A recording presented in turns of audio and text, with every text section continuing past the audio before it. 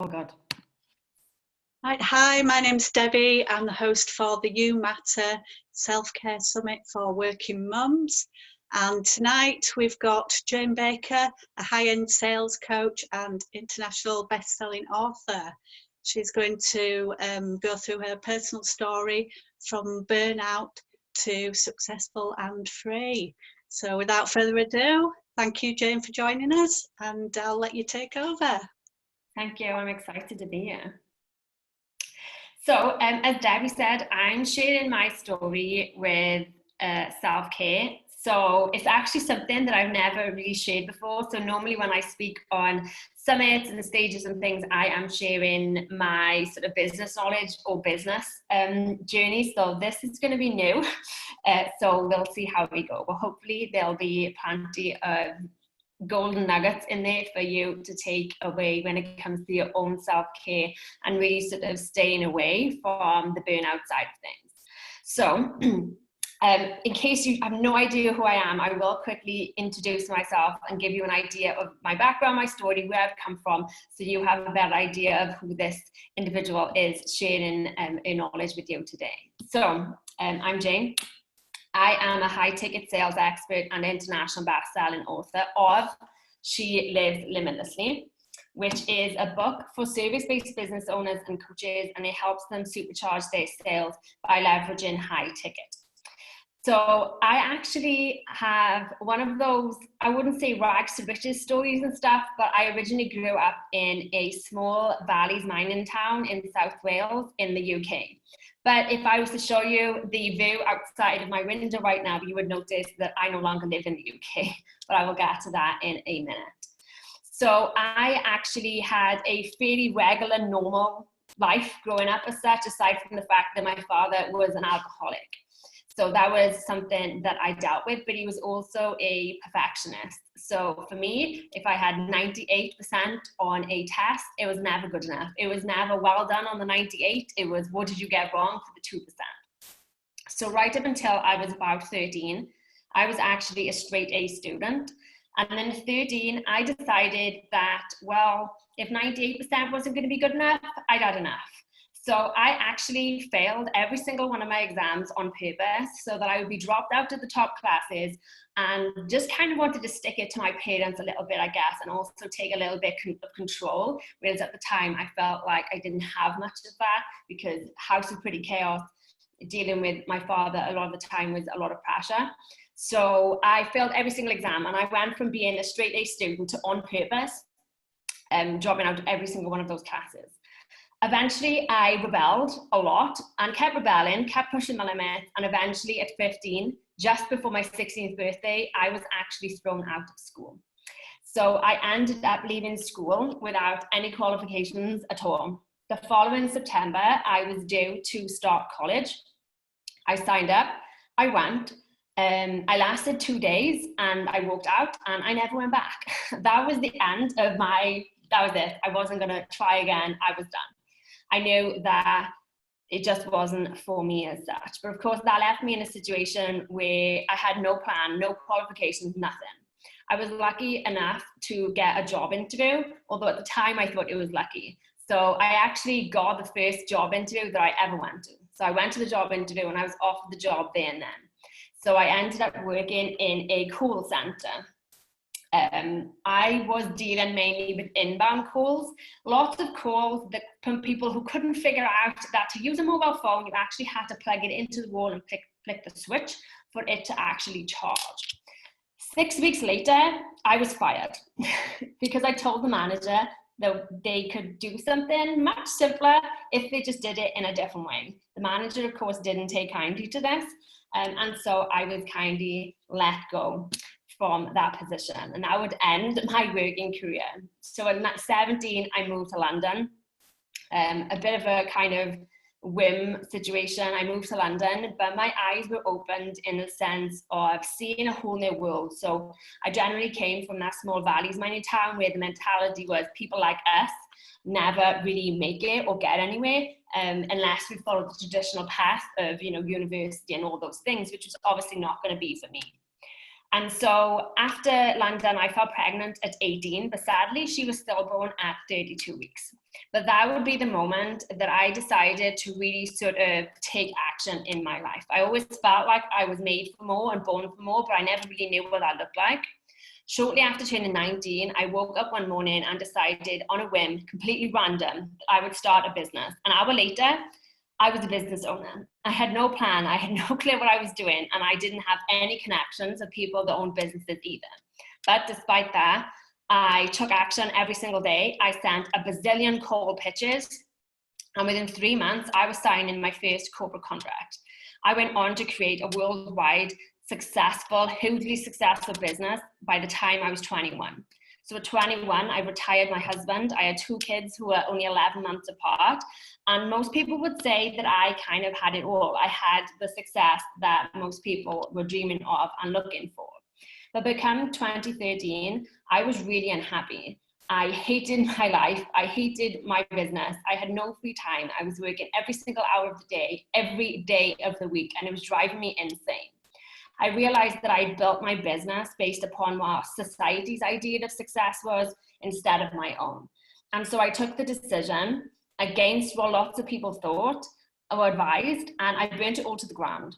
And I decided that I was going to start again. No idea what I was going to do, but I knew that there was something better for me, something that was aligned with the vision I had for my life. And so I started my coaching business in 2013, and I've been coaching ever since. These days, I do also own other businesses, but my hands-on business is the coaching one.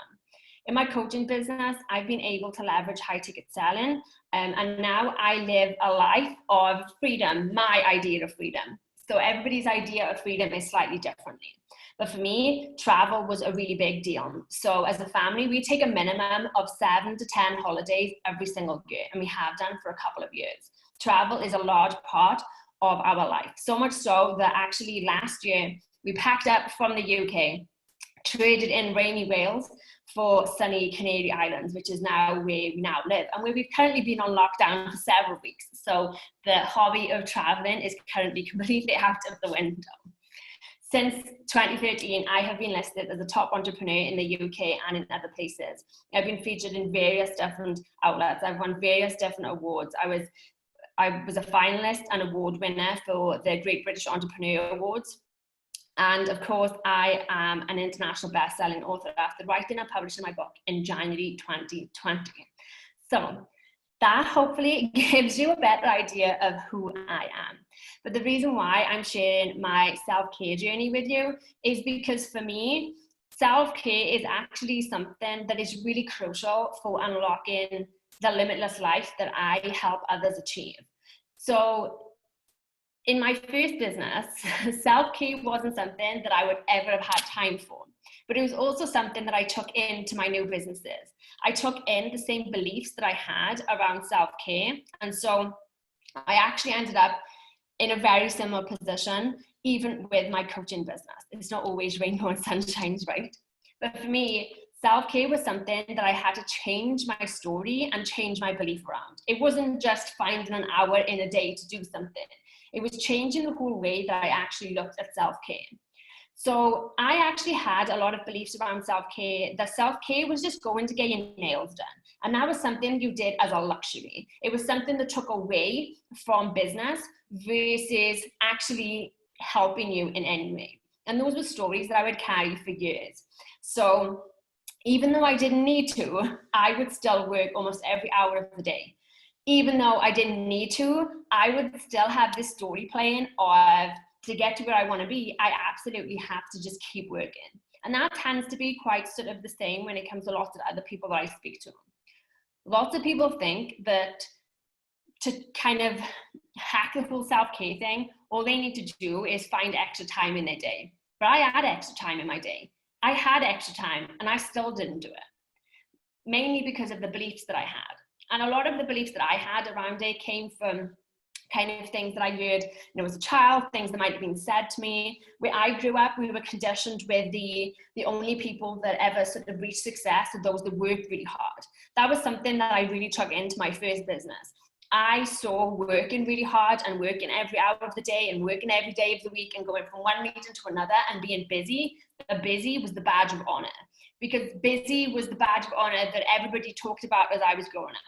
The only successful people they ever talked about that were good successful people were people that were working hard. Anybody who was successful as such, or who had money and was perceived as not working hard, where I grew up, they tend to have major issues with those people. Those people were privileged. Those people were just gifted things in life. Those people were not looked upon as people that they would like at all.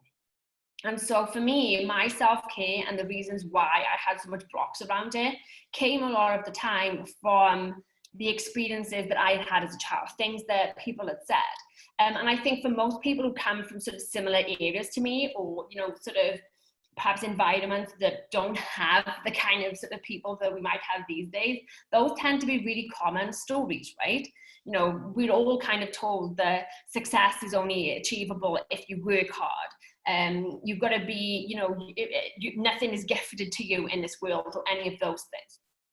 So self-care was definitely something that I saw as a luxury, but it was a luxury that I wouldn't actually award myself the time to do. So even though I saw it as a luxury and I had time that I could award myself to it, I still wouldn't do it. Often that was more to do with the beliefs that I also had around my own self-value and self-worth. So I used to be someone that if one of my kids or my husband or a really good friend of mine, or a client for that matter, needed something, needed extra time of mine, or needed to buy themselves something, or any of those things, I would, without a single thought, or a single second to deliberate it, I would say yes. I would give them extra time. I would give them money. I would buy them things. I wouldn't consider or think twice. Yet when it came to myself, that was a whole different ballgame. So when I was sort of, people were mentioning the self-care thing, for me, it wasn't just finding the time or changing my beliefs of how I saw self-care. It was also changing the value that I put upon myself, because I was someone that valued probably everybody else before myself. The reason why one of my big driving whys in my life was my clients and my family. And so when it came to self-care, I didn't connect it with, I'm worthy to take this time, to take this hour out of my day, or to do any of these things to practice self-care. So another thing I had to look at was changing my beliefs around my own self-worth and my own value. And I know that can be, I mean, for me, it was a really sort of roller coaster emotional journey, because we were digging into some really sort of deep things that I'd never sort of considered before. And a lot of mine came from my experiences as a child. So, you know, having a father that would constantly say nothing was good enough, you know, parents that didn't necessarily always pay great attention as such. Those are all things that I carried with me. Those are all things that that version of me brought with her throughout the various years of my life. And so it was about digging deep into those things. But I'll talk about the steps that I took in a second. The other thing was understanding that self-care isn't actually what we think of it. So self-care isn't just going and having your nails painted. And I think that a lot of people have that belief around self-care. They believe that when we say self-care, we're talking about going to get your nails done, your hair done. And actually self-care is so much more than that. So I started to work with a coach who really kind of opened my eyes up to what self-care actually was.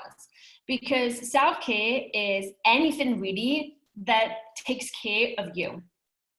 That could be anything from half an hour reading a book, to getting outside, to just sitting there in complete silence. And when I first heard that, I was kind of like, well, that's not self-care, surely. That comes under some other banner, right? But actually, it does come under self-care, because self-care is about you. It's about you stepping into a space where you are giving yourself the environment that you feel really good in order to excel in all areas of your life. Because one thing I came to realize and came to learn was, if we don't value ourselves and if we don't put ourselves first, then we can't possibly be there in the right way and in the same way for everybody else. How we show up for everybody else and in all areas of our life comes down to how we are showing up for ourselves first, because we will likely have people mirroring it back to us. But also, when we are not filled up, we can very rarely give to others in a way that helps them, in a way that sort of re-energizes them, and everything you do takes away from you versus kind of you helping people. So for me, I think the first thing anybody has to do with self-care is to really switch how they see it. Really dig deep into, what does self-care currently mean to me? And really understand what is holding them back when it comes to giving themselves the space to look after themselves. Because ultimately, that is what we are talking about. I used to think that self-care was something that took me away from my success, but actually self-care adds to my success. In fact, without it, I'm unable to operate in my best space because I'm simply not in the environment where I can do that. By not sort of valuing yourself and doing that self-care, you will be in a burnout space. And I think with burnout, we've grown up, I say grown up, we've lived at a time, I think, where again, sort of burnout was seen, particularly when I was building my first business. Burnout was something that between the kind of entrepreneur friends that I had who were in similar situations as me, we saw as being normal because we'd been told that it was normal, because we'd been told that none of this comes without hard work and none of it comes without kind of like breakdowns on the floor in the middle of the night where you might be that exhausted. Completely not true, right? And I think I would say, and I hope anyway, that in recent years we have made some shifts away from that sort of thinking. But it still can be there in the back of someone's mind. People see self-care and they do generally think of it as being something that's just getting your nails done, right? That getting your nails done, it isn't about getting your nails done. It is about how you feel when you're having them done and after you've had them done. So there's lots of kind of things when it comes to self-care that we think of it being the act of self-care itself, whereas actually it's more about how that act enables us to feel, or what that act enables us to do or have in our life that we wouldn't have if we didn't have it. So one of the first things I had to do was I had to dig down to those beliefs. Instead of seeing self-care as something that I only did if I had time, or only did if I'd achieved a goal, I worked with someone and we flipped it around. So I actually saw self-care as being just as an important strategy, just as an important action in my life, in my business, as anything else. It was just as important as doing that marketing activity. It was just as important as doing things like this. It was just as important as anything else, if not more important, because self-care is the foundational part where the rest of your stuff builds on. If you are burnt out, you won't be able to create. If you are constantly feeling frustrated or exhausted, those tend to come down to self-care aspects. And you can guess it, right? You're not going to sell right. You're not going to do lots of things from the best space, because for you to get the best results in your business, you have to be operating from your premium space, that huge kind of place where you operate best in your business and also your life. People often think of their business success with this tunnel vision. My business success depends upon how well I market, how many hours I work that day, and any of the other business activities that you have. But actually your business success has a foundation level. That foundation level is you. It is you, it's ourselves. It's how we treat ourselves. It's the environment that we're working from. It's the energy that we are coming with. Lots of people will say that they struggle to create. So this was also another area for me where I would have times where I would create really well. And then I had times where I would just feel like shouting at the world constantly and I just couldn't create. And for me, it actually came down to noticing that the minute that happened, it was because I'd actually dipped in my self-care. Self-care is actually something that was a self-sabotage tool of mine. So if I practiced the self-care and I stuck to it really well, everything was amazing. But then the minute that my fear started to have this, oh my God, we're actually going to make this happen, or oh my God, we might actually break through that space, it would obviously try and trigger my self-sabotage in some way. My self-sabotage trigger was stopping self-care. So I would slowly slip back into the stories that I previously had. So I would slowly start saying to myself, you're too busy to do that. You're going to need to do this business activity instead. You're too busy to be able to go to sleep at that hour. You're going to need to change it to something else instead. And so the self-care actually became a self-sabotage tool, and stopping the self-care would spiral me into a space where I wasn't creating correctly. I felt really drained. I just felt like just screaming at the world. And I could always tell when that was happening, because it's always when I had started to stop the self-care. So the first thing is deal with all of that stuff, right? It is changing how you see self-care. It is understanding the beliefs that you currently hold around it, and then creating new ones, stepping into the new beliefs that you wish to have around self-care. Instead of seeing self-care as something that is selfish, you see it as something that actually is just as important as that marketing activity you're going to do. In fact, that marketing activity will be more successful when you do that self-care, when you make self-care the priority, because that's going to be the foundation to everything else. If you don't have you topped up, your creativity is not going to be able to flow. If you don't have you topped up, you're not going to be able to take the action in the energy space that you would usually take it. You'll turn up to sales stuff and be kind of in that weird energy zone, right? We've all been there. Self-care is the foundation. So the first thing you do is switch your beliefs around what you're currently making self-care mean. The second thing I did was bringing in a morning and evening routine. So at the time when I started to do this seriously, I had 2 kids, but I was pregnant with my 3rd. So I had loads of excuses as to why I couldn't possibly have a morning routine. I couldn't have a morning routine because the kids get up early, or I couldn't because my kids are early birds. So my son will be up at 5 a.m. He is nearly 12 now, so thankfully he isn't always waking me up, but he's always been that way.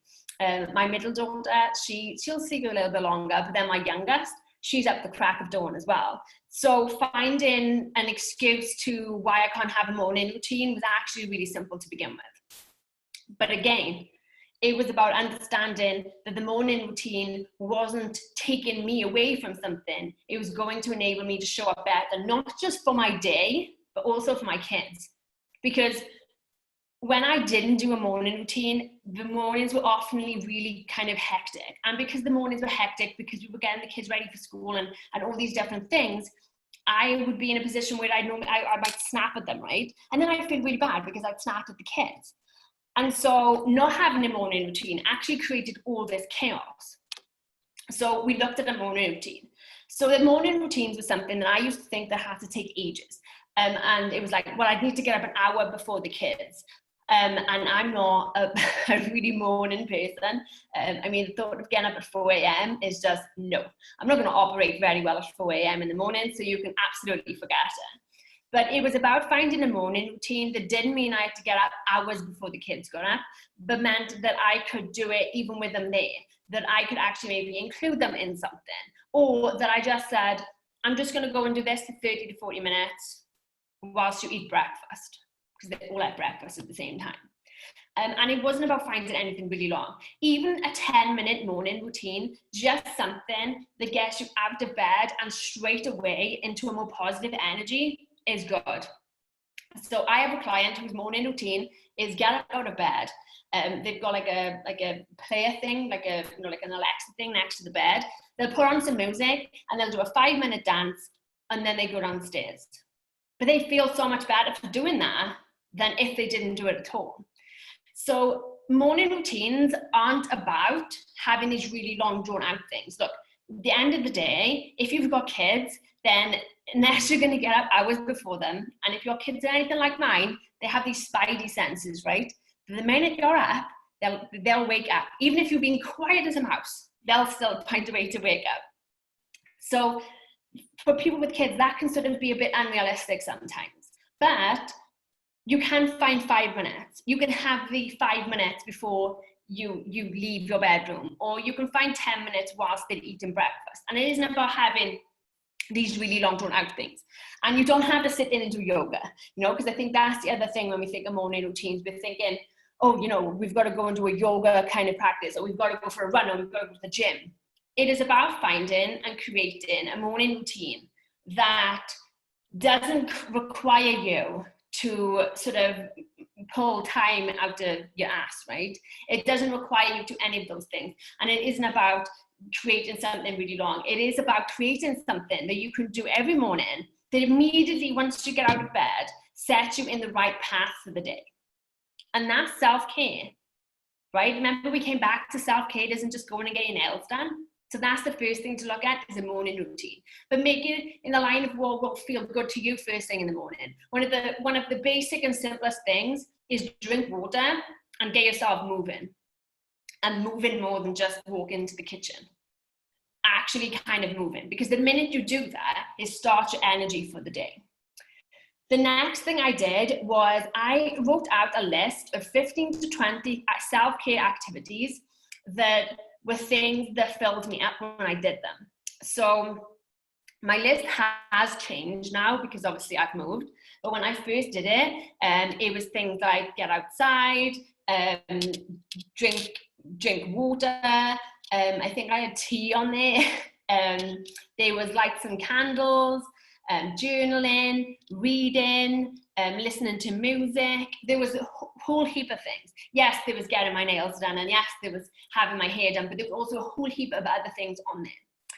And then carving out time in my schedule where I had a daily non-negotiable of 3 self-care activities a day. Again, these don't have to be things that take you a ton of time. You could find 30 minutes and you could listen to music for 10 minutes. You could sit in silence for 10 minutes, and then you could do something else for 10 minutes. But it's the same thing, right? It is giving yourself that space to fill up. The thing with self-care is always about making it fit into the constraints of your life. It isn't about plucking time out. It isn't about creating a clone of yourself. It is about having a self-care in pockets of your life. Even sort of family time can be self-care for some people. You know, at one point, something that did actually make me feel really good was messaging clients. So even 10 minutes just messaging clients, I classed as a self-care act because it was something that made me feel good. And that's ultimately, when we think about self-care, what you want to be thinking of. On that list of 15 to 20 things, it doesn't just have to be painting my nails, having a glass of wine. It's also, what are those activities? What are those things that I do or could do that make me feel really good once I've done them, or that I enjoy doing when I'm doing them, that fill me up? And sometimes that's also personal development work, right? Listening to podcasts or any of those types of things. But the important thing is that you try to be really present in the moment. So I listen to music almost all the time. I've got playlists that I put on before I go on a sales call. I've got playlists that I go on before I create something. I've got playlists just play in the background as I'm just generally working.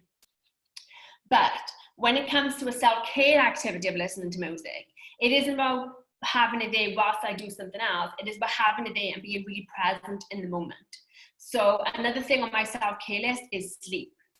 So after the coming up with 15 to 20 lists and then making it a non-negotiable to do 3 self-care activities a day, and what I normally do is I schedule little pockets of time in my schedule, or one big chunk for every day of the week where I'm going to do self-care. And then on the weekend, what I do is I have a longer, sometimes it's a full day, but don't forget that includes family time, right? So self-care on the weekend is switching off.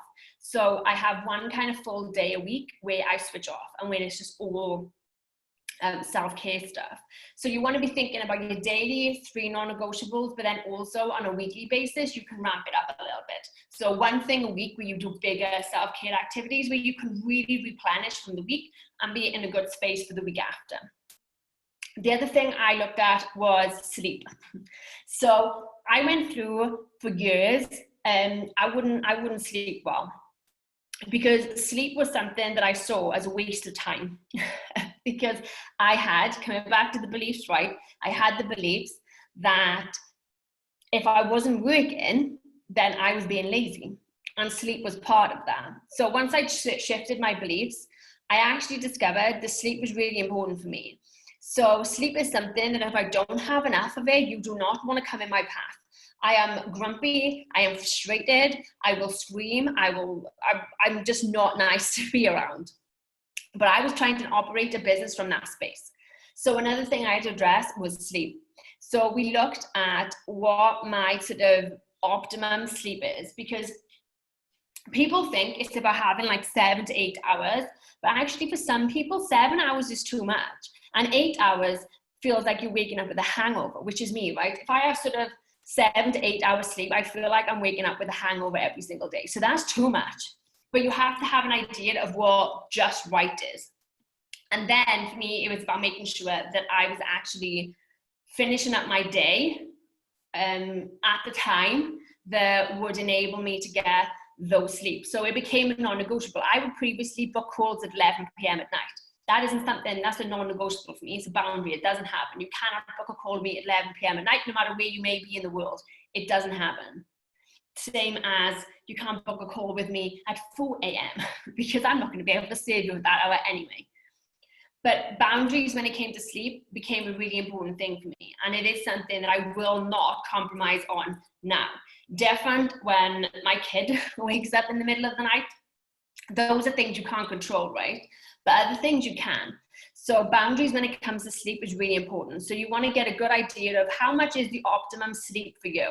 Is it 5 hours? Is it 6 hours? Is it 7 hours? Are you an 8-hour person? You really want to kind of get an idea. So if you can get a sleep tracker, so lots of the apps on the phones do it, or if you've got a watch, you can get it on there as well, and track your sleep over sort of a period of sort of a week, 2 weeks. And most of the apps will ask you in the morning, how do you feel? And they'll give you an idea of, when you feel best. Do you feel best after 5 hours? Do you feel best after 6 hours? And once you know what feels best for you, then you can start to put those boundaries in, which means you're getting those optimum times.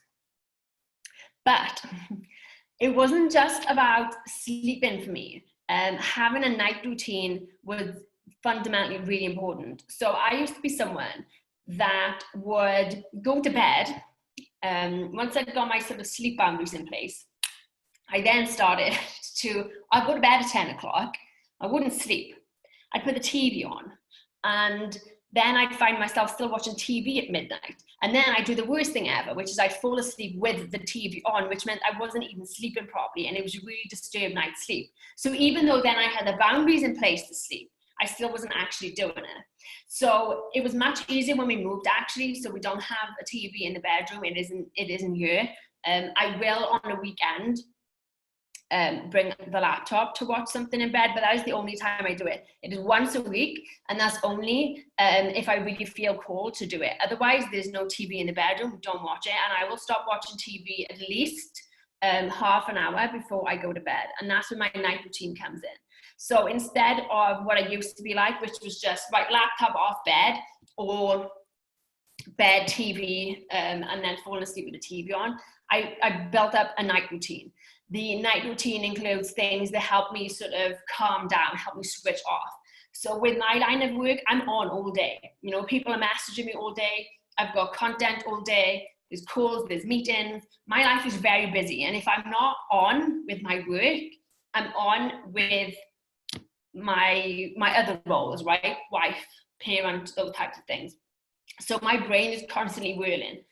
But when I used to not have a routine, what would happen is I would sit there and my brain would I'd just say, right, it's time to switch off. And then my fear would kick in because my brain had been working all day. And then the minute silence, my fear would kick in. So I'd lay there then awake for hours with all these kind of thoughts swirling through my mind, and it would drive me insane. And then in the morning, I'd feel beaten up. I'd feel like I'd done 10 rounds of Mike Tyson in the morning because my fear was just beating me up all night.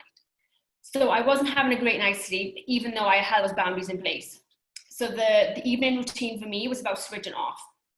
And everyone's evening routine is slightly different. But again, it's not about having something that's 2 hours long or an hour long. It's short things. So I have a gratitude journal that I will do really quickly in an evening. I do a journaling in an evening. And I also do a skincare routine in the evening. That's my night routine.